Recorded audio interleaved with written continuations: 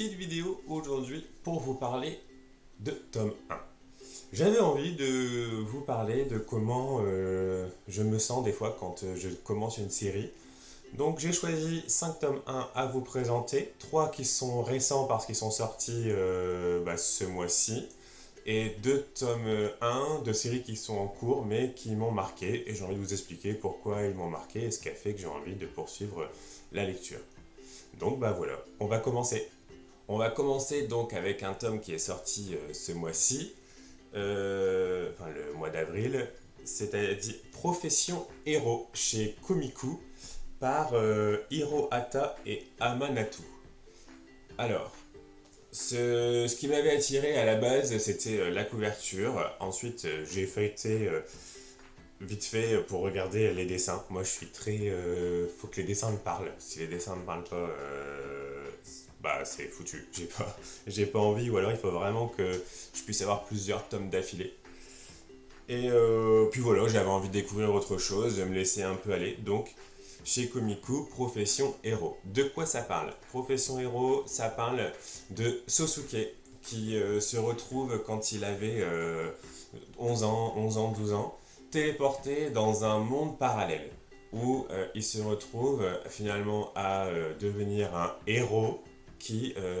alors je vous spoil rien, parce que c'est dans le synopsis, hein, un héros qui tue le roi des démons. Enfin voilà, il fait des quêtes, il a tué le roi des démons, donc il a grandi, il a évolué dans ce monde parallèle. Voilà, mais sauf qu'on le retrouve nous, où il est retéléporté dans le monde réel. Et aujourd'hui, il a 18 ans, il est au chômage, il a le niveau d'un gamin de 12 ans au niveau scolaire, niveau... Donc moi j'ai vraiment bien aimé. J'ai bien rigolé dans ce premier tome, parce qu'il y a un décalage entre justement le comportement de Sosuke et par rapport à son âge, sa carrure, parce que du coup, comme il s'est battu, comme aujourd'hui il a une carrure de guerrier, alors qu'il a pas les codes en fait, il a plus les codes du monde actuel.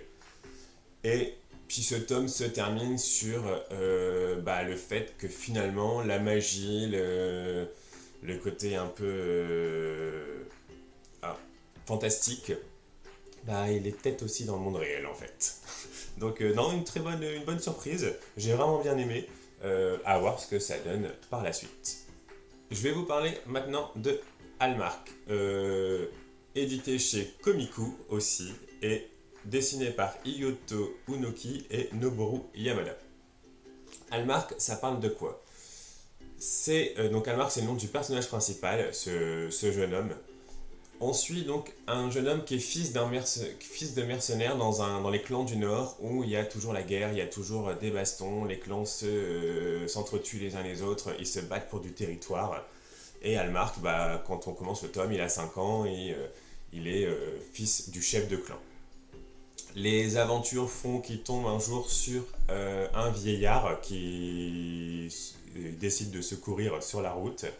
Et ce vieillard se révèle être le directeur d'une école de magie, où les enfants peuvent entrer dans cette école à partir de 11 ans. Sauf que Hallmark, quand on démarre, il a 5 ans. Donc comme ils l'ont sauvé, le père d'Hallmark a négocié pour dire que Hallmark rentrera quand il aura l'âge requis dans l'école de magie, et le directeur accepte.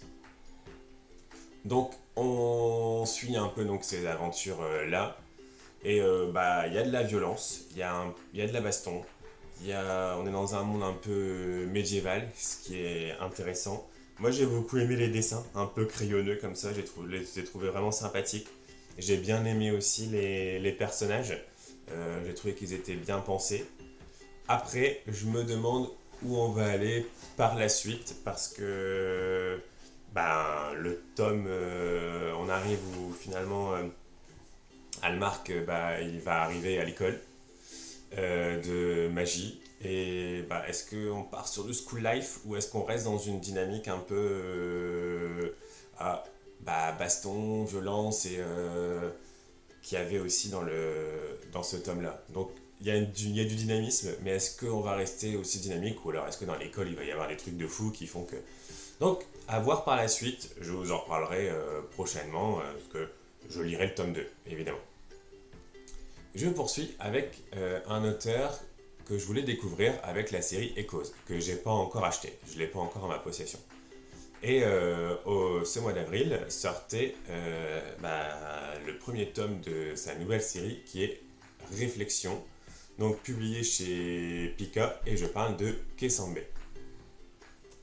J'avais envie de découvrir cet auteur, il y a un nouveau tome qui sortait, je me suis dit, bah tiens aussi, pourquoi pas démarrer avec une nouvelle série. Réflexion, ça parle de quoi? Ça parle, alors je me souviens plus du nom des personnages, de Minato et on n'a pas le nom de l'autre. Et donc un jeune garçon élève de CM2 qui se retrouve à être avec sa grande sœur, sa petite sœur plutôt, excusez-moi, dans un parc d'attractions. Donc on a un peu l'environnement familial très spécial. On a l'arrivée de la mère qui est aussi assez particulière. Donc un univers qui est plutôt assez déjà bien chargé. Minato il fait un tour de grande roue avec sa petite sœur. La grande roue est frappée par la foudre et il se réveille. Il est plus avec la petite sœur et il est avec le cadavre d'une femme. Voilà.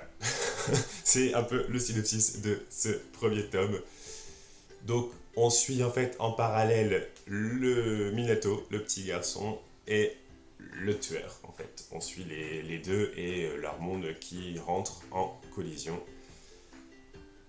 C'est vraiment sympa. Moi j'ai bien aimé les dessins, j'ai bien aimé le dynamisme. C'est intriguant, on a envie de savoir la suite. Ce sera une série plutôt courte parce qu'elle sera en 5 tomes. Là où j'ai un peu tiqué, là où j'ai eu un peu plus de mal, c'est les réactions de Minato. Dans le sens où ça reste quand même un gamin. Et je trouve que pour un gamin, alors même si l'auteur essaye de expliquer un peu au début que Minato il est déjà débrouillard, il est déjà quand même, il s'occupe de sa sœur, il est assez indépendant, mais j'ai trouvé que ses réactions étaient un peu exagérées. Ça reste quand même un gamin. Et déjà même moi en tant qu'adulte, je sais pas ce que je ferais si je me retrouvais avec un cadavre sur les bras. Voilà, je trouve que ses réactions sont un peu démesurées. Il aurait peut-être fallu qu'il ait plus 15-16 ans. Ça aurait peut-être été plus logique. Mais bon, ça n'empêche pas que c'était une très bonne lecture, que j'ai hâte de découvrir la suite et que maintenant j'ai hâte de découvrir Echoes. Que dès que je peux, je m'achète. Je pars maintenant sur 2 tomes 1 sur des séries qui sont en cours, qui sont sorties depuis un petit moment.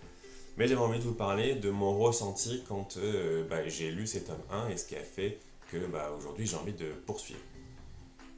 Donc je vais commencer avec le manhwa The Legendary Spearman Returns. C'est un manhwa qui parle de quoi? Ça parle de Joshua, donc ce personnage qui, dans un monde fantastique de guerriers, se retrouve où ils ont réussi à battre le roi des démons, je crois. Ils ont mis fin à une guerre avec... ils ont réussi leur quête, ils ont mis fin à une guerre. Et Joshua, il se retrouve trahi par ses amis. Il se fait assassiner. Et il a l'occasion de retourner des années et des années dans le passé. Donc il se retrouve enfant. Il se retrouve dans son corps d'enfant. Du coup, c'est une histoire de vengeance. Les dessins sont vraiment super beaux. Moi, j'aime beaucoup. J'ai trouvé que le dynamisme de l'histoire, il est prenant. On a envie d'en savoir plus. Et ce qui est vraiment sympa, c'est que Joshua, du coup, il a ses souvenirs d'adulte dans son corps d'enfant. Son but, c'est qu'il va essayer de changer dès le début l'histoire. Il va essayer de changer dès le début comment ça va se passer. Donc, il prend un peu plus d'importance. Finalement, il devient un garçon avec des compétences qu'il a... qu'il ne devrait pas avoir, mais qu'il apprend à développer. Parce que bon, il est dans son corps d'enfant, il peut plus pratiquer la magie contre être aussi fort qu'il était juste avant de se faire trahir. Donc il y a manigance, on ne sait pas quel personnage croire, on ne sait pas quel personnage on peut faire confiance. On sait déjà ceux qui vont le trahir justement par la suite, mais bah, tout peut changer parce que comme il arrive aujourd'hui, des années avant, bah, l'histoire qui a été tracée ne sera forcément plus la même. Donc j'ai hâte de voir où est-ce qu'on va, j'ai hâte de voir, il y a le tome 2 qui est sorti et que j'ai adoré aussi.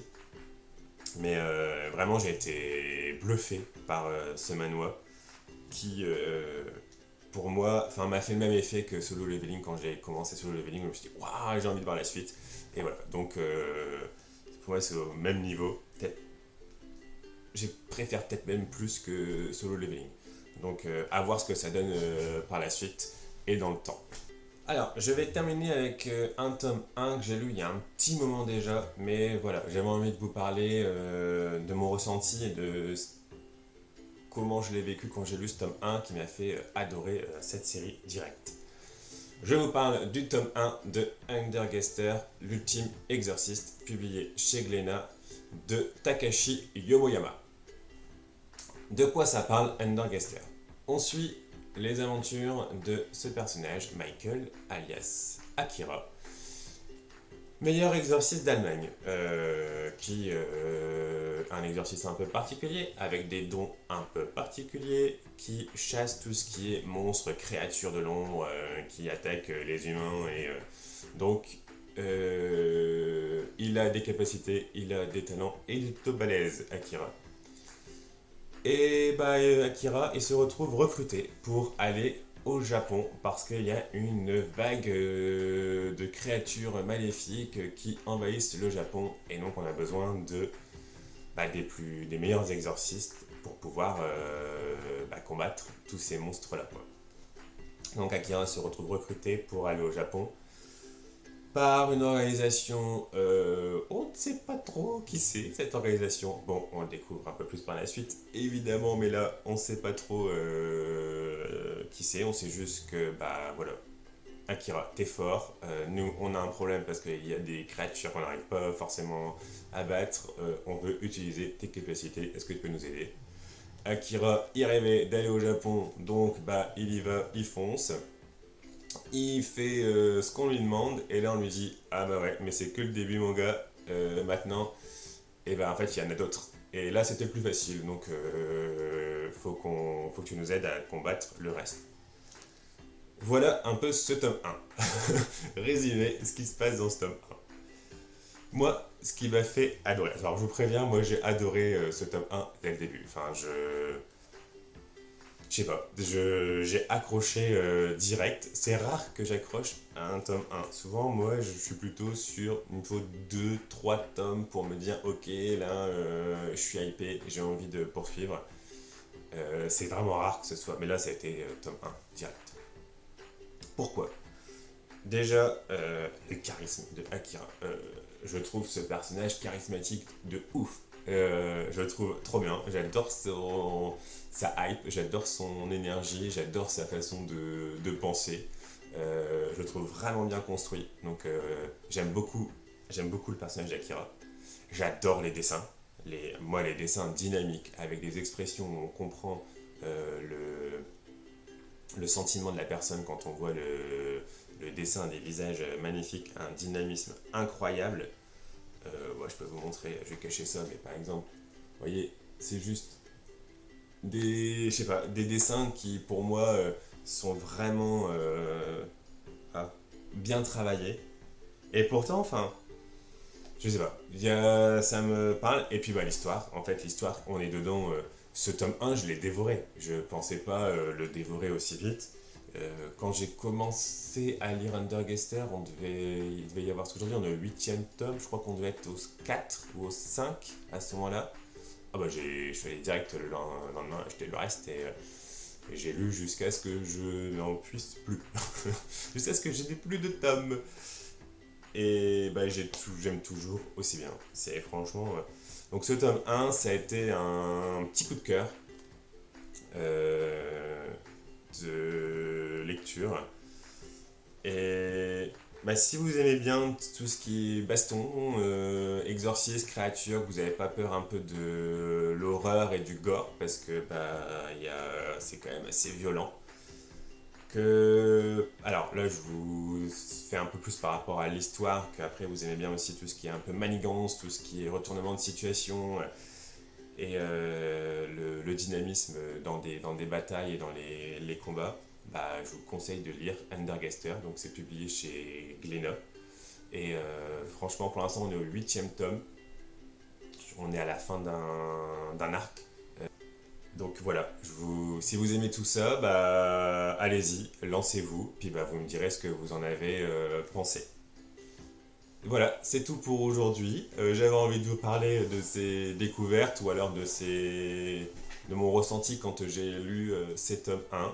Dites-moi ce que vous en avez pensé, dites-moi si le concept vous plaît, s'il y a d'autres séries où vous aimeriez bien que je vous parle aussi du démarrage comme ça. Moi je suis bien aimé, je trouvais ça simple à faire. Je vous dis merci pour tous ceux qui s'abonnent, ça nous fait vraiment plaisir.